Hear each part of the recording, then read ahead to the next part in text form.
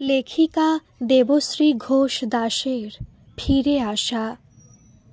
Lugano লেকের ধারে বসে আছে ঝিমলি।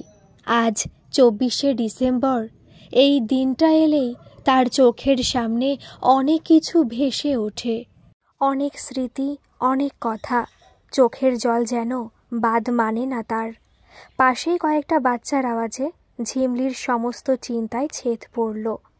পিছনের দিকে ঘুরে তাকায় ঝিমলি।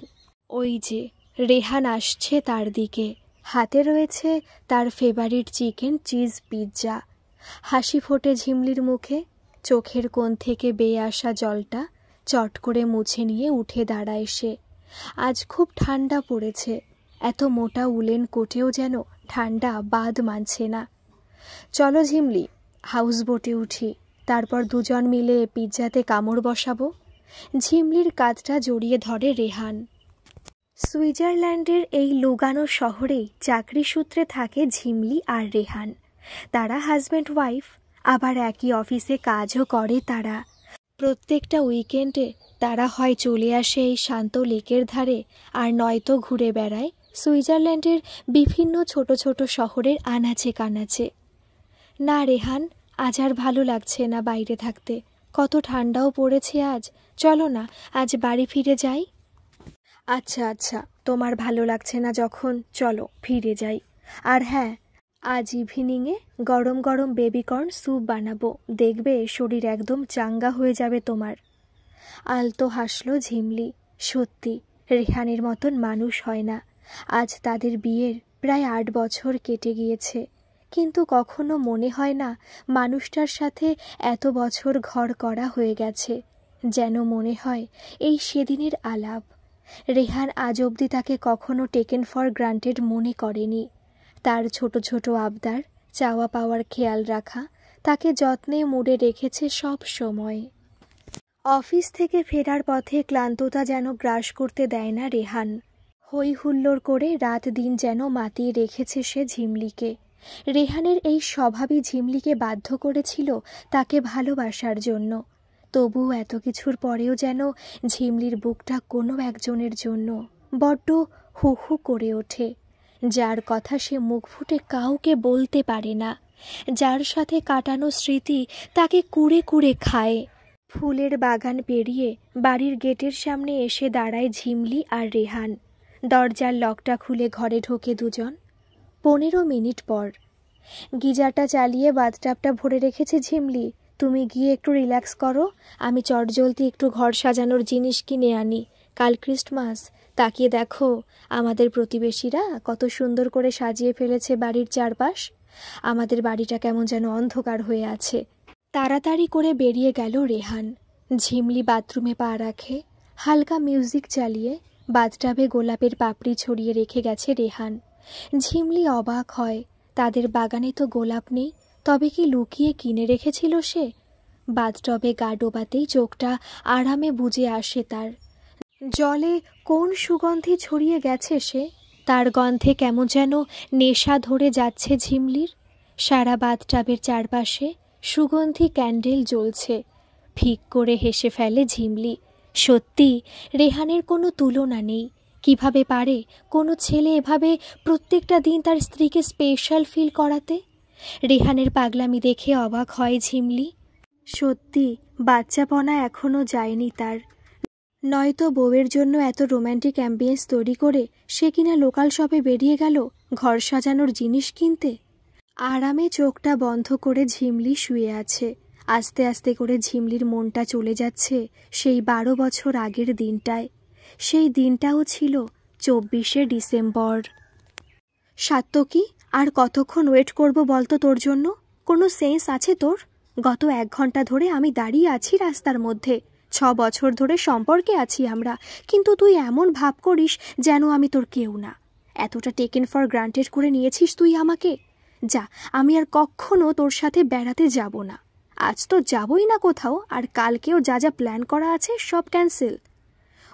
ওই ফোনটা কাটিস না প্লিজ, আমার সোনা বুড়িটা, কান ধরছি রে। দেখ না, আর বলিস না, আমাদের পাড়ায় সেই অয়ন আছে না, ওর ঠাকুমা খুব অসুস্থ হয়ে পড়েছে। বাড়িতে কেউ নেই, তাই আপাতত আমরা পাড়ার ছেলেরা মিলে ওনাকে হসপিটালে অ্যাডমিট করতে এসেছি। আমি জাস্ট বেরোচ্ছি রে, আধ ঘন্টার মধ্যেই পৌঁছে যাব তোর কাছে। লক্ষ্মী বুড়িটা আমার, প্লিজ একটা সুযোগ দে আমায়। আদর করে ওই সোনাবুড়ি নামটা শুনলেই মুখে হাসি ফোটে ঝিমলির।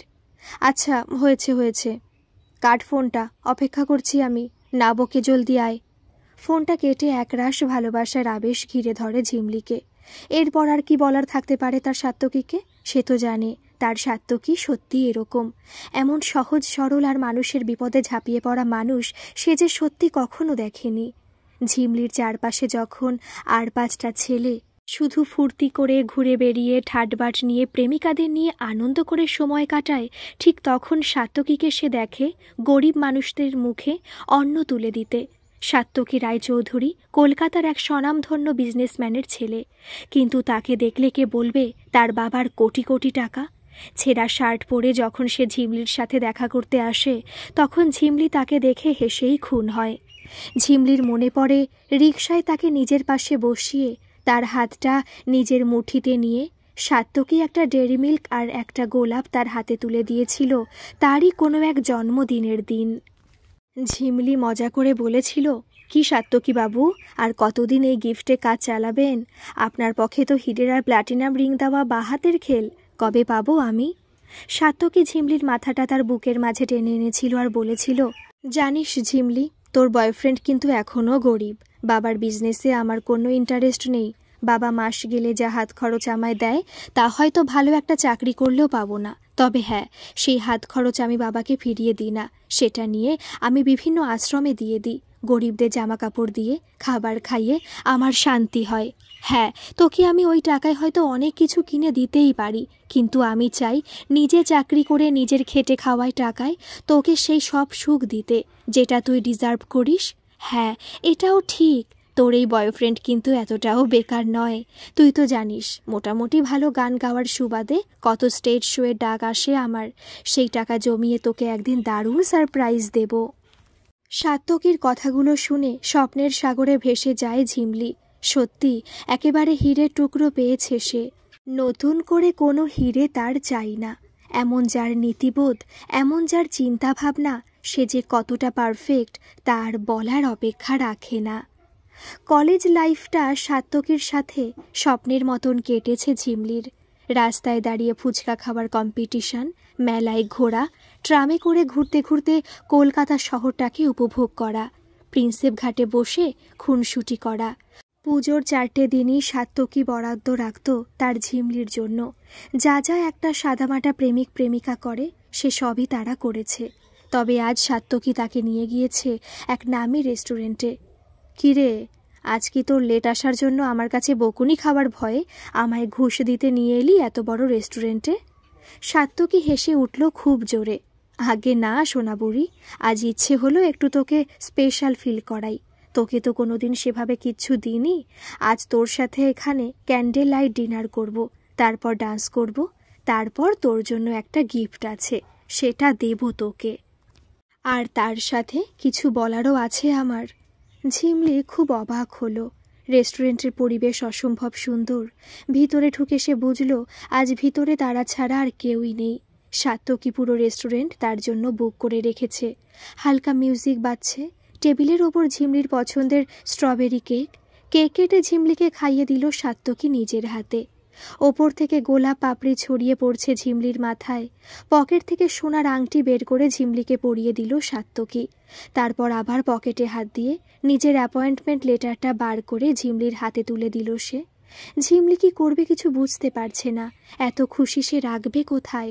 সাত্তকী যে কত ভালো স্টুডেন্ট তা তার জানা ছিল ঠিকই, কিন্তু সে যে তার ফোকাস করে রাখা পছন্দের কোম্পানিতে জব পেয়ে যাবে সেটা তো ঝিমলিও অনুমান করতে পারেনি।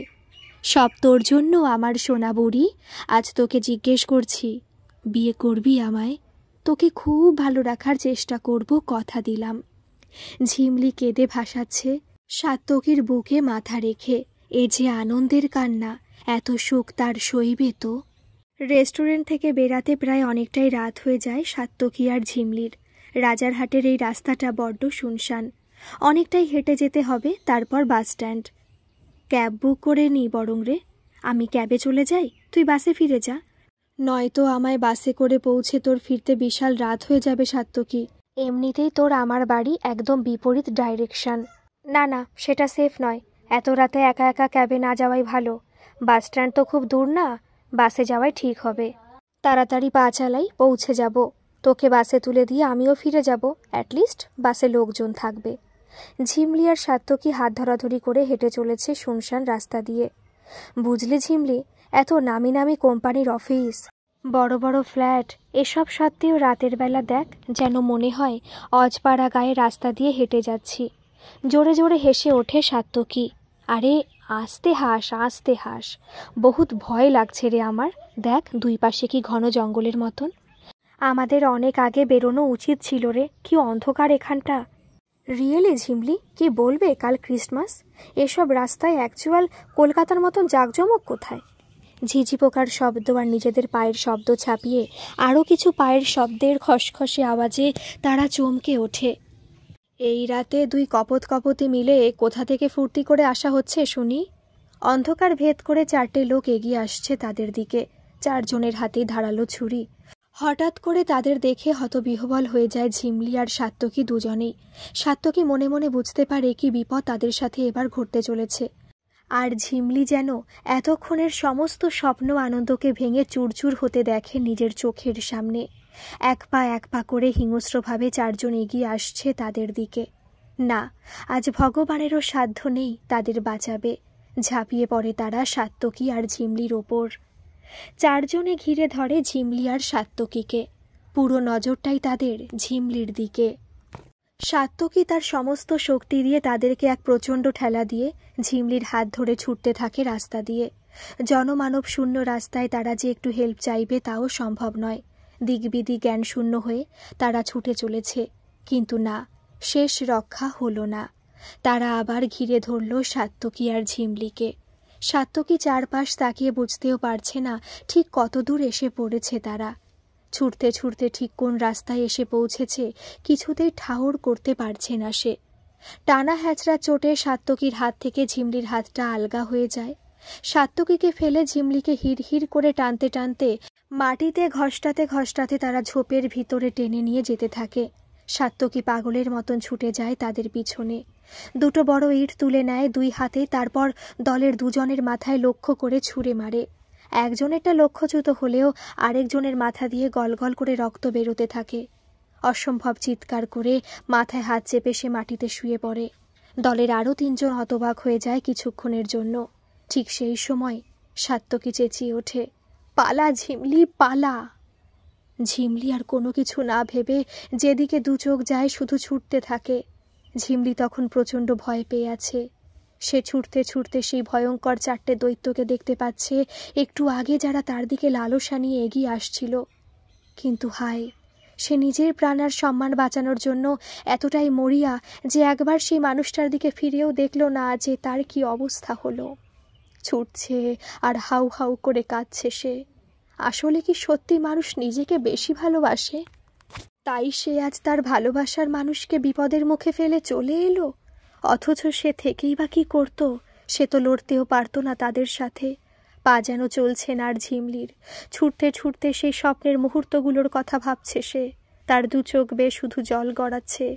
মিনিট 20 ছোটার পর সামনে একটা পুলিশের টহলকারী গাড়ি দেখতে পায় ঝিমলি। রাত প্রায় 11টা।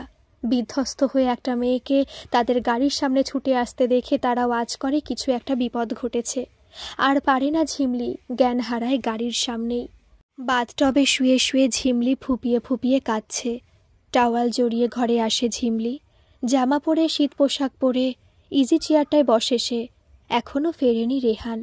আস্তে আস্তে ঝিমলি নিজের আঙুলের দিকে তাকায়। কি সুন্দর তার হাতে জলজল করছে আজও সাত্তকীর দেওয়া আংটিটা। গত 11 বছরে সে একটা দিনের জন্য আংটিটা খোলেনি আঙুল থেকে। কোথায় হারিয়ে গেলে তুমি সাত্তকী? কত খুঁজেছিলাম তোমায়। পুলিশকে সমস্ত বয়ান দিয়ে পুলিশের সাথে সে স্পটে গিয়ে কত খুঁজেছিলাম তোমায়, কিন্তু না, আর খুঁজে পাইনি। শুধু রাস্তার ধারে ঝোপের মধ্যে পড়েছিল তোমার অ্যাপয়েন্টমেন্ট লেটারটা। ঝিমলি উঠে যায় আলমারির সামনে, ড্রয়ার খুলে সেই লেটারটা বার করে। কত আশা করে সাত্তকী এটা তার হাতে দিয়েছিল। নতুন এক জীবনের স্বপ্ন দেখেছিল তারা। কিন্তু কি হয়ে গেল এসব?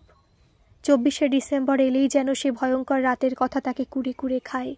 সেই 4 জন কালপ্রিটকে খুঁজে পাওয়া গিয়েছিল।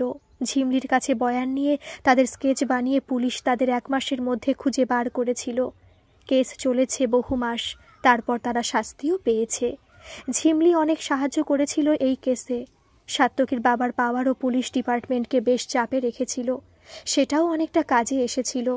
দোষীরা শাস্তি পাওয়ার পর সাত্তকীর মা বাবা আলাদা করে ঝিমলির বাড়ি এসে তাকে অনেক সান্ত্বনা দিয়েছে, মনের জোর দিয়ে গেছে। কিন্তু ঝিমলি যেন তার চোখের সামনে শুধুই অন্ধকার দেখছিল। সে নিজের বাকি জীবনটাকে কি করে কাটাবে সাত্তকীকে ছাড়া, সেটাই সে বুঝে উঠতে পারছিল না। সেই দোষীরা এটাই বলেছিল যে সেদিন তারা সাত্তকীকে মেরে সেখানে ফেলে রেখে পালিয়ে গিয়েছিল। তারা স্বীকার করেছিল যে তারা সাত্তকীকে হত্যা করেছে, কিন্তু সাত্তকীর বডি কিন্তু হাজার খুঁজেও পাওয়া যায়নি। কেস চলাকালীন ঝিমলি বুঝতে পারে সে সন্তান সম্ভবা। সে আনন্দ করবে নাকি গলা ফাটিয়ে কাঁদবে বুঝতে পারেনি সেদিন সেই মুহূর্তে। শুধু ভেবেছিল সাত্তকী তার পাশে থাকলে কত খুশি হতো সেদিন।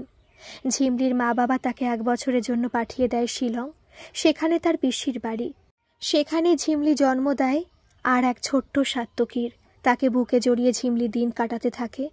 ঝিমলির রেজাল্ট খুব ভালো ছিল, তাই পিসে মশাই আর পিসির জোড়াজুড়িতে সে শিলংয়েই একটা খুব ভালো জব পেয়ে যায়। 2 বছর সেখানে সে মন দিয়ে কাজ করতে থাকে। স্যালারিও এতটাই ভালো ছিল যে ঝিমলি তার আর তার ছেলে সাত্তকীর খরচাপাতি সে নিজেই চালাতো।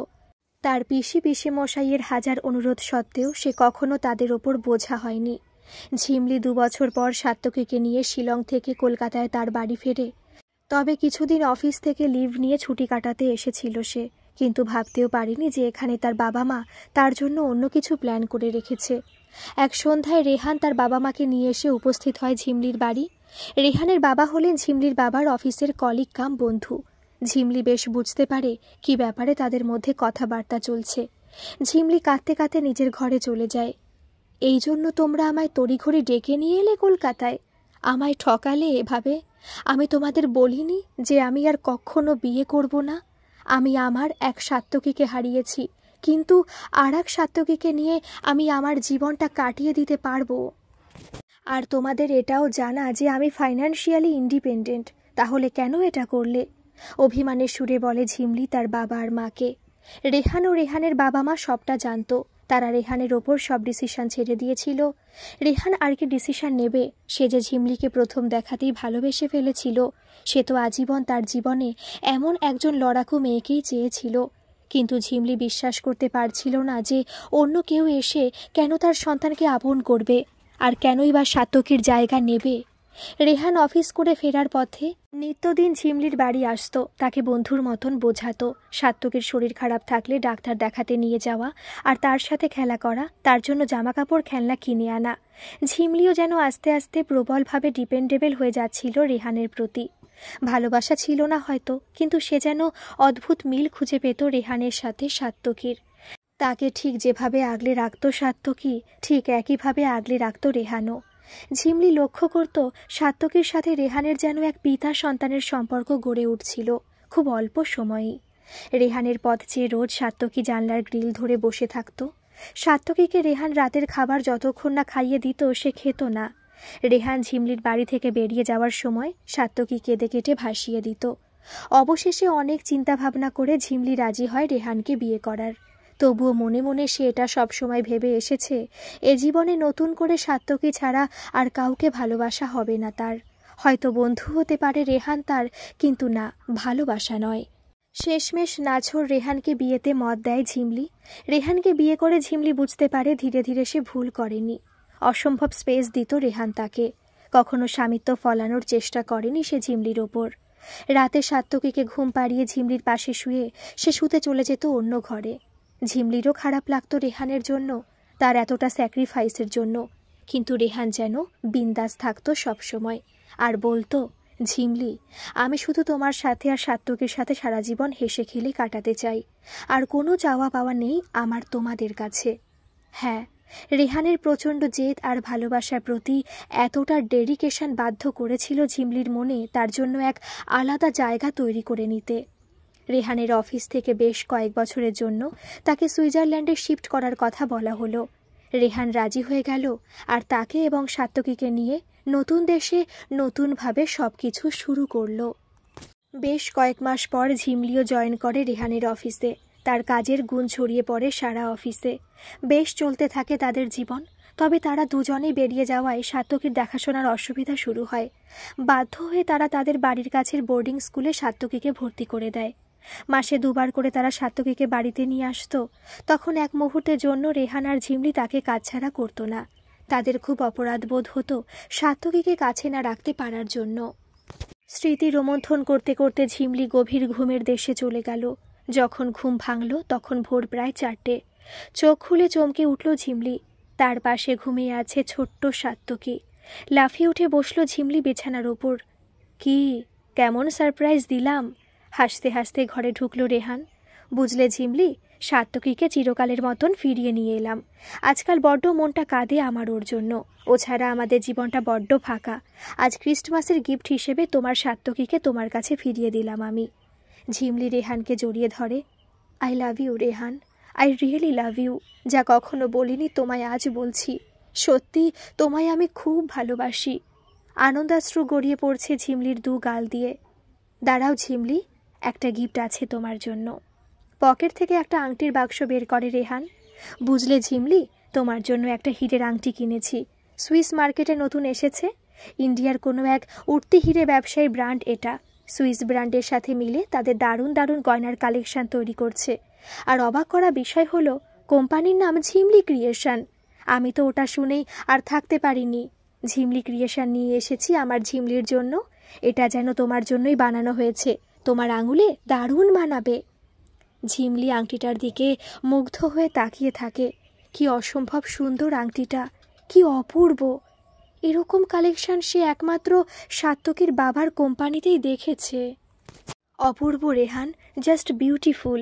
আমি মুগ্ধ তোমার দেওয়া একটার পর একটা সারপ্রাইজে। জড়িয়ে ধরে ঝিমলি রেহানকে। তবে ঝিমলি কি জানতে পারল এই পৃথিবীর অন্য এক প্রান্তে বসে তার সাত্তকী তার ঝিমলিকে শুধু ভালোবেসে যাবে? ঝিমলির নামে হীরের নতুন ব্র্যান্ড তৈরি করে ধীরে ধীরে উন্নতির শিখরে পৌঁছে যাবে। 4 জন গুন্ডার প্রচণ্ড অত্যাচারে আর তাদের হাতের ধারালো অস্ত্রের আঘাতে তার 2 পাশে হারিয়ে ফেলেছিল চিরকালের জন্য। তাকে অজ্ঞান অবস্থায় ফেলে তারা পালিয়ে যায়। জ্ঞান ফেরার পর প্রচণ্ড যন্ত্রণায় ছটফট করতে করতে পকেট থেকে ফোন বার করে সে ফোন করে তার বাবাকে। কলকাতার স্বনামধন্য হিরে ব্যবসায়ী হওয়ার সুবাদে অত্যন্ত গোপনীয়তার সাথে সাত্তকীকে সেখান থেকে সরিয়ে ফেলা হয় সাত্তকীর ইচ্ছাতেই। পুলিশ ডিপার্টমেন্টকে সে আড়ালে থেকে দোষীদের শাস্তি দেওয়ার জন্য অক্লান্ত চেষ্টা করে গেছে, আর সফলও হয়েছে। সাত্তকীর ট্রিটমেন্ট চলে বহু মাস। তার 2 পায়ে পচন ধরে যাচ্ছিল। বাধ্য হয়ে ডাক্তাররা তার 2 পা কেটে বাদ দিতে বাধ্য হয়। সাত্তকী চায়নি এক অনিশ্চিত ভবিষ্যতের পথে ঝিমলিকে ঠেলে দিতে। সে ঝিমলির ওপর বোঝা হতে চায়নি কখনো। তাই সরে গিয়েছিল ঝিমলির থেকে অনেক অনেক দূরে। তবে মাঝে সাঝে বাবা মাকে পাঠাতো ঝিমলির কাছে তার খবর নেওয়ার জন্য। কিন্তু পরে খবর পায় ঝিমলি শিলং শিফট করেছে। তার বিশ্বাস ঝিমলি এতদিনে নিশ্চয়ই তার জীবন ঠিকই গুছিয়ে নিয়েছে।